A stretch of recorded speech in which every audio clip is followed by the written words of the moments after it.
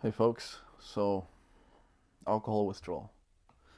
It is one of the lesser desired types of withdrawal, I would say. But the good thing is there's lots you can do about it and pretty effective too, considering other types of withdrawals. You don't have this many options, which I'm about to give you.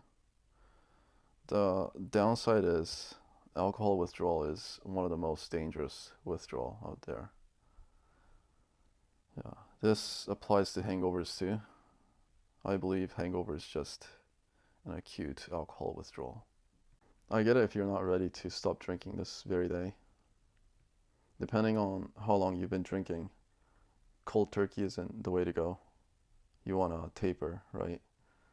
Well, let's say a good strategy would be you start trying to acquire these supplements and meds as soon as possible. Get in touch with your doctor, get the necessary meds. L-ornithine, ashwagandha, and shilajit. Yeah, they help with the anxiety and hostility induced by hangover. So if it's just a hangover, then you can just go with these. And make sure to watch the video I posted on preventing hangover. For nausea, you can just grind up some ginger, drink some peppermint tea, or sniff some peppermint essential oils. Niacin helps with delirium and psychosis. If you're getting those symptoms, then you should be seeking medical help, right?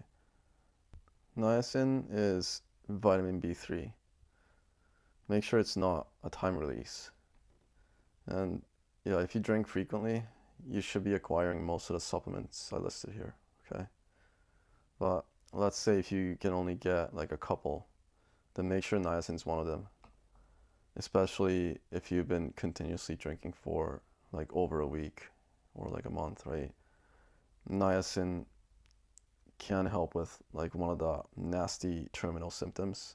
So it will make you flush and itchy, but that's normal. Make sure you don't take too much either because that can come with its own issues. Yeah, like 500 milligrams a day max. So I'd say the best is take 100 milligrams a few times a day. Alcohol depletes thiamine a lot, so you get acute deficiency, right? And if that goes on long enough, you get long-term memory loss. I would say start at 25 milligrams. You can get like a bottle of 100 milligrams in tablet forms, and then you can cut them into quarters. You don't want to do 100 milligram right away because you might get snappy and irritable. Taurine might help with psychosis. NAC is for liver support, and it can make drinking less pleasurable, and it might give you this sense of clarity so you're not compulsively drinking.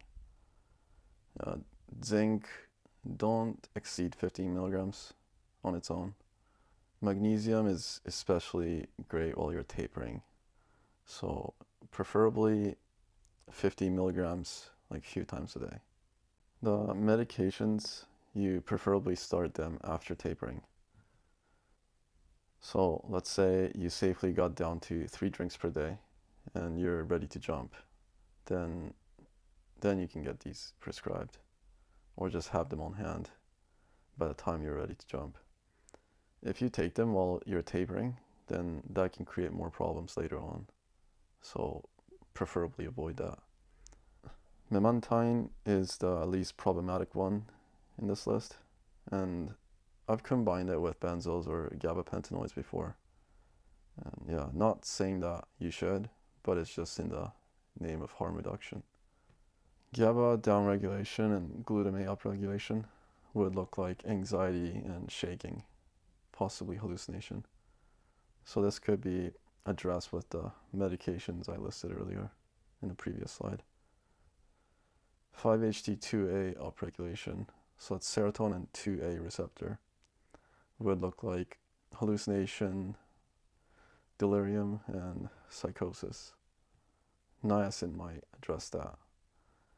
Antipsychotics would too, but that can bring problems of its own. Ketoacidosis is unpleasant, right? It's got like fruity breath. You smell like nail polish remover. You smell maybe smoky. Yeah. Vitamin B1 and quarter teaspoon of baking soda for that.